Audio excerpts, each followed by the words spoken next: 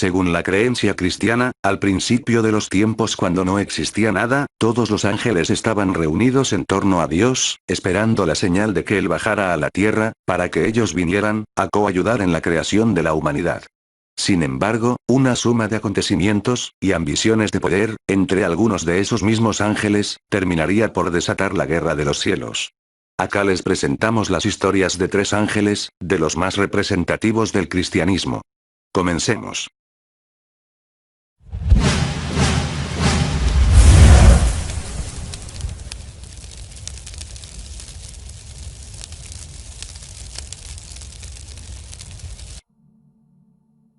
El nombre Miguel, proviene del hebreo Micael, que significa el que es como Dios o también, quien es como Dios, ya que, se dice que mientras luchaba contra Satanás, este de manera soberbia le dijo: ¿Quién como yo? A lo que Miguel respondió: ¿Quién como Dios? Dando a entender que Dios, era el Todopoderoso. Este es uno de los ángeles más importantes de la corte celestial, solo superado por el arcángel San Gabriel, razón por la cual algunos lo conocen como el príncipe de los ángeles, aunque otros aseguran que es realmente el príncipe de los serafines. El arcángel Miguel, pertenece pues, a la tercera tríada angelical, compuesta por principados, arcángeles y ángeles, y donde los arcángeles son los encargados de luchar contra los demonios. De hecho, Miguel es conocido como el jefe de la milicia celestial, encargado de luchar contra Satanás. Para los cristianos es el protector de la Iglesia y considerado abogado del pueblo elegido de Dios. La Iglesia Católica lo considera como patrono y protector de la Iglesia Universal. Según las historias más antiguas de la Tierra, que se encuentran en libros de hace más de miles de años, y que se conservan en Oriente, hubo otras humanidades en la Tierra, aquellos primeros seres humanos no fueron perfectos y fueron destruidos. Miguel, se encontraba a la cabeza de los 4 puntos de luz por ser el que más cerca del centro del universo estaba.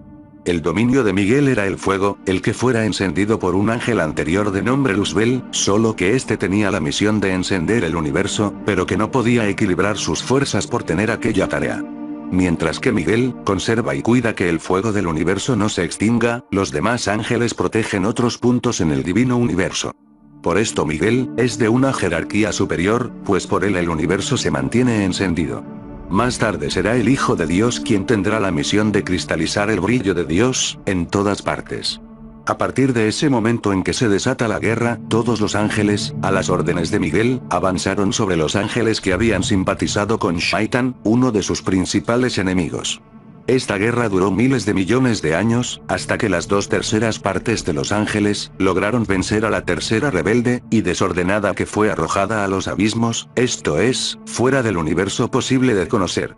En la correspondencia física del relato, las 2/3 partes tienen relación directa con cierta cantidad de astros que fueron abortados del firmamento, pues eran estrellas que no lograban establecer sus órbitas ordenadamente, provocando caos y destrucción al resto de los astros, los que ya estaban preparados para recibir el germen de la vida. Fue en ese momento que la maldición se pronunció, pero esto no significa que alguien haya dicho algo, significa que en el universo se quebró la paz que existía hasta entonces, y lo que se creara ya no tendría jamás el acuerdo beneplácito de todos los ángeles, de toda la creación de Dios.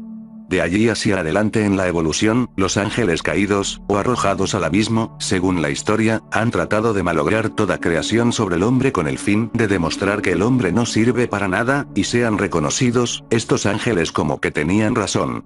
Por esto aquel ángel rebelde, que más tarde fue conocido como Satanás, lleno de soberbia y desprecio, quiere destruir al ser humano, pues no es de su agrado, y lo considera un ser totalmente inútil. San Miguel, es el príncipe de la milicia celeste, está vestido con ropas que recuerdan el rojo del fuego, y el azul de la justicia, un cinturón de oro en su cintura, significando el beneplácito, y sostén que Dios le da.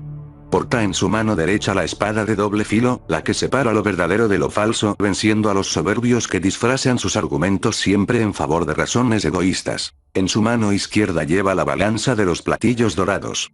Esto alude a la justicia divina que Dios le concedió por haber vencido y logrado la paz en el universo. De acuerdo a lo que afirma el cristianismo en general, no es a los seres humanos a quienes les corresponde juzgar o maldecir a aquellos ángeles rebeldes, no están bajo la supervisión humana ni son juzgados por esta, sino que es a Dios, a quien le correspondería ejercer su voluntad tanto sobre ellos, como sobre cualquier mortal.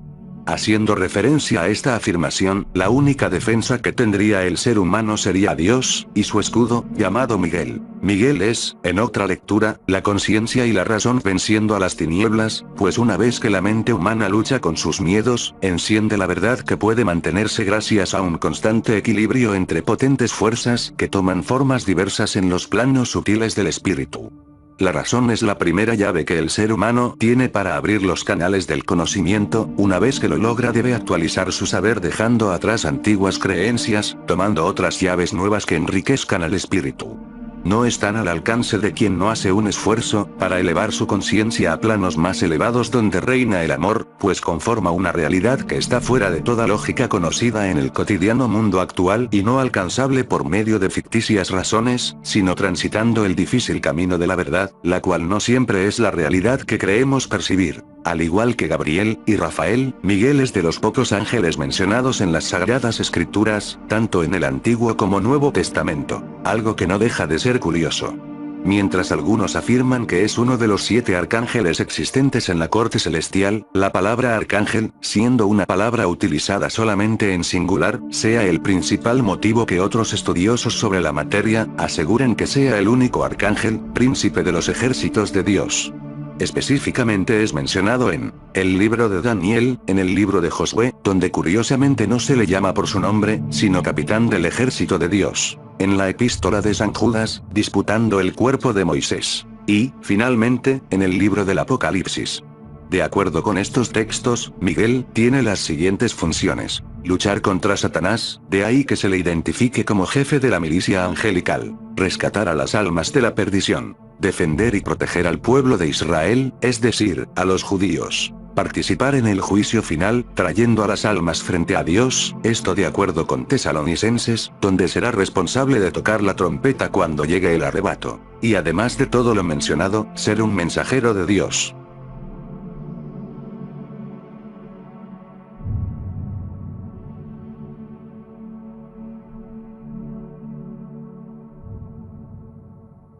Lucifer, es según la creencia cristiana, uno de los querubines más hermosos de la corte celestial de Dios.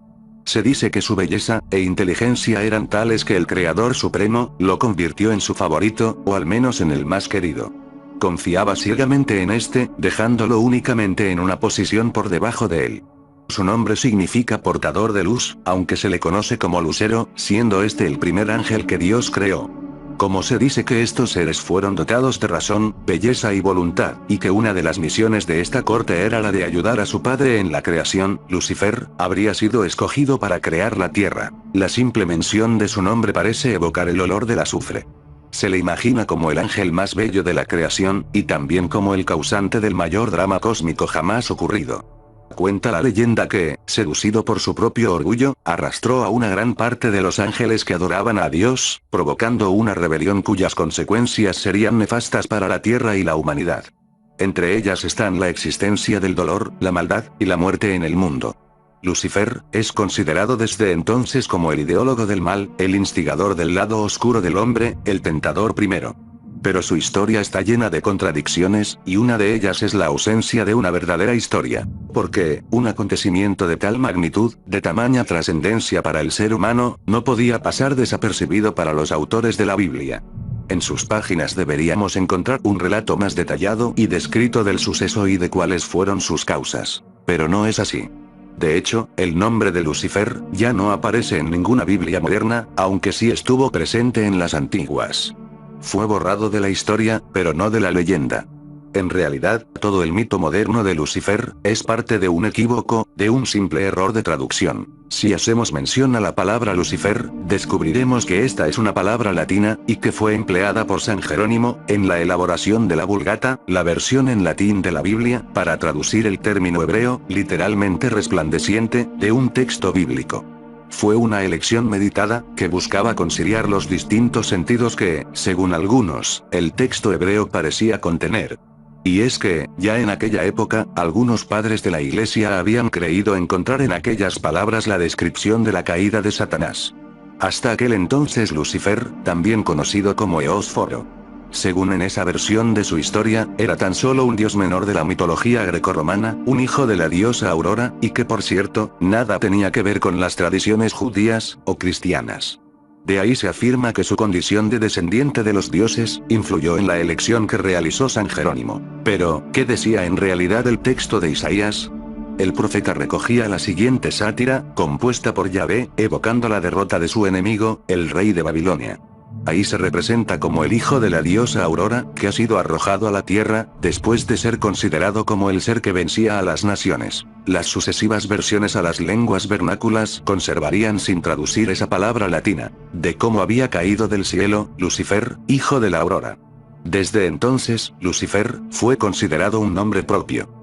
Había nacido la leyenda del ángel rebelde, el mito greco-romano resurgía, la leyenda pagana se cristianizaba, y el origen del mal en el mundo había sido, por fin, hallado. Se había creado un nuevo nombre, y un nuevo personaje. Aunque la Biblia lo nombra como Satán, lo declara como un ser sin pecado, y justo. El registro habla de la integridad y justicia originales del gran arcángel, como un ser perfecto en todos sus caminos desde el día que fue criado, hasta que se halló en él, la maldad. Es difícil para nosotros comprender que esta criatura malvada, ahora el archienemigo de Dios, y del hombre, en un tiempo fue un ser santo, y guardián del trono de Dios. Que él fue un objeto de la confianza divina, un arcángel a quien se le confió una gran autoridad, y que por un tiempo descargó sus deberes sin falta alguna, y en obediencia perfecta a Dios. Que, lejos de ser un adversario de Dios, él era querubín grande, cubridor, según en el texto de Ezequiel 28, cuyos hechos y conducta estaban por encima de toda sospecha, y que gozaba de la confianza de Dios, a tal grado que el cuidado del cielo estaba confiado en sus manos. Con respecto al estado original de Lucifer, las escrituras describen con algo de detalle el estado original de este ser exaltado. Era hijo de la mañana, el portador de luz del cielo. Él poseía una autoridad que, hasta donde sabemos, era solamente inferior a la de Dios mismo. Como el querubín grande, cubridor, él reinaba como virrey, en el monte santo de Dios, expresión bíblica para el reino de Dios. Más sabio que Daniel, no había secreto entre las huestes angelicales que estuviera escondido para él. Pero ¿qué fue lo que sucedió para que este poderoso arcángel, Lucifer, hijo de la mañana, cayera de su posición exaltada a las profundidades de la depravación, para convertirse en el príncipe de las tinieblas?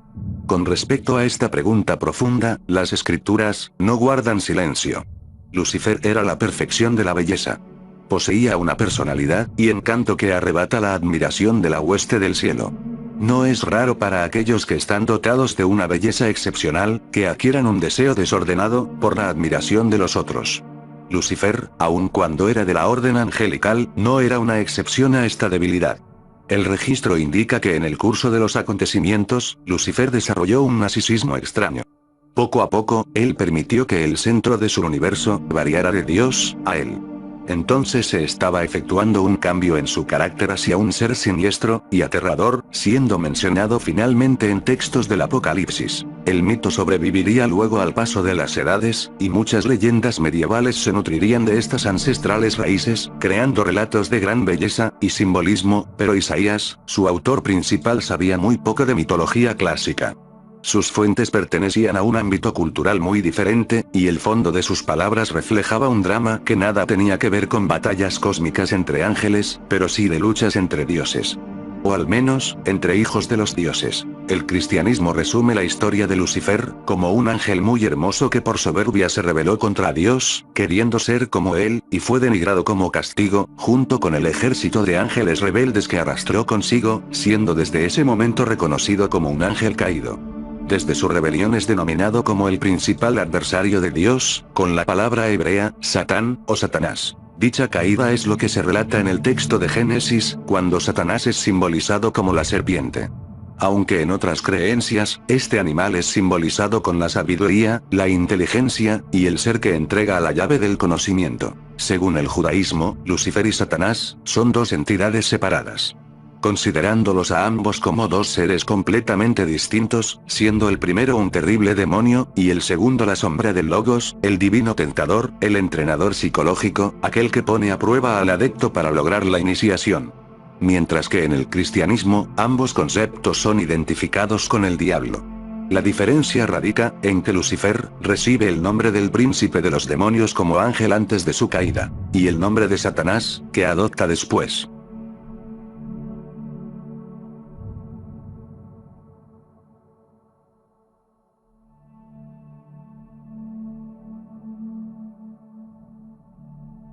Este nombre significa Dios es mi fortaleza, la fuerza de Dios, y hay quienes aseguran que significa también, hombre de Dios. Gabriel, designa pues a uno de los 3 arcángeles más importantes, si no es que el más importante de la tradición católica, ya que sería precisamente él, el encargado de anunciar a María, del nacimiento de Jesús, razón por la que siempre ha sido visto como el mensajero de Dios, y como un ángel de misericordia. Las iglesias, católica, ortodoxa, y protestante, junto con el Islam, lo consideran arcángel por ser junto con Miguel, el vencedor de dragones, o demonios, y Rafael, guía de médicos, y de viajeros, los únicos ángeles con nombre, mensajeros de Dios encargados de llevar a cabo misiones especiales. Su jerarquía está vinculada a su proximidad al trono de Dios. Se lo considera el guardián del tesoro celestial, el ángel de la redención, el iniciador, y el mensajero supremo de Dios. En el Islam, se considera de Gabriel como uno de los principales mensajeros del Altísimo, y se lo presenta como aquel que reveló el Corán a Mahoma. Su representación más común es la de la Anunciación, y en el caso musulmán, la de la revelación a Mahoma, aunque también ha sido retratado llevando un mensaje escrito en la mano. Además es él quien vigila la entrada del Edén, para evitar que entren los descendientes de Adán y Eva, aunque hay algunos que afirman que quien vigila es el arcángel Miguel. En las pinturas, Gabriel suele aparecer con figura majestuosa, ricamente ataviado, y su diestra suele figurarse en actitud de saludo y de bendición. En la tradición judía, existe la creencia de que Gabriel se sienta a la izquierda de Dios, y es gobernador del Edén. Dentro de la angelología actual, hay quienes sostienen que es jefe de los ángeles de la guarda y, ya en un marco de consenso general, que es también él quien dirige a los ángeles de la pureza, papel originado en la asociación que se ha hecho de él, con la Virgen María. Gabriel, es tan importante para el judaísmo, y el cristianismo que, incluso, es uno de los pocos arcángeles de los que se sabe el nombre, y que se mencionan en 4 ocasiones, tanto en el Antiguo, como en el Nuevo Testamento. Ya que además de haber anunciado la llegada del Mesías, es el encargado de dirigir a los querubines, y también a todos los serafines de la corte celestial, razones que lo transforma en un ángel de verdadera influencia entre todos los existentes en dicha jerarquía. Es curioso, sin embargo, que a pesar de ser visto como un ángel de importancia, en el libro de Daniel, no se le identifique como tal, y sea llamado solo como, el hombre Gabriel, mientras que en el texto de Lucas I, se le conoce como, el ángel de Dios. Sin embargo, la influencia de Gabriel no es exclusiva del cristianismo, es posible rastrear vestigios de este ángel en culturas previas. Los musulmanes, por ejemplo, ya lo conocían, y le llamaban, el espíritu fiel. En esta religión se cree que él es responsable de cuidar las revelaciones, y de entregarlas, o dictarlas, a Mahoma, para que las incluyera en el Corán, su libro sagrado. Es así que vemos una vez más, a Gabriel desempeñando su papel de mensajero.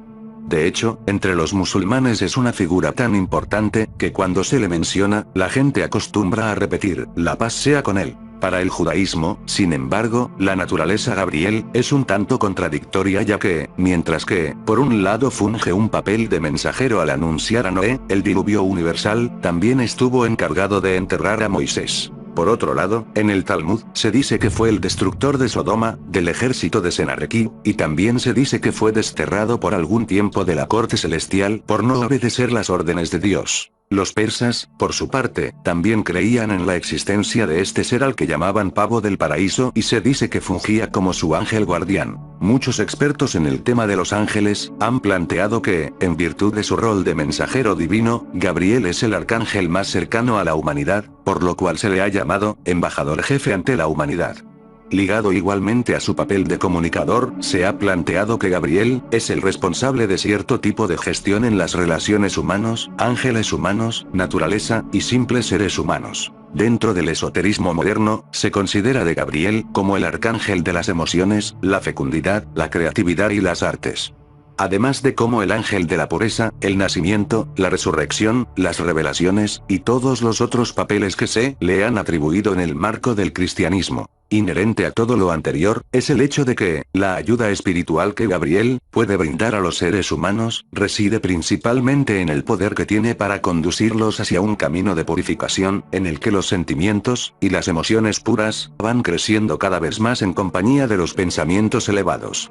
Se va encaminando hacia el alma individual, hacia la bondad, y el amor del Creador, de modo que, en el transitar por dicho sendero, los vicios, el odio, los hábitos mundanos, y todo ese tipo de cosas van quedando atrás. Esto no ya en virtud de un proceso de represión, sino en virtud de un proceso en el que la inspiración espiritual, ha ido haciendo que las tendencias de la luz vayan progresivamente reemplazando a las tendencias de la oscuridad. Todo a modo de una alquimia energética de ascensión espiritual, en la cual la labor del arcángel Gabriel, ha seguido una dinámica intrínsecamente asociada a incrementar, recuperando en los casos en que se ha perdido la inocencia, la pureza, y la alegría propia de aquellos primeros años de vida. Finalmente, de acuerdo al judaísmo, la cábala pone a Gabriel, como el ángel del amanecer, como el ángel que, durante el final de la madrugada, recibe una chispa de fuego divino, chispa que Gabriel, difunde cuando los gallos cantan, los devotos se levantan a estudiar la Torá, y el poder de los demonios se derrumba pues, según la cábala, estos solo tienen poder hasta que el gallo canta.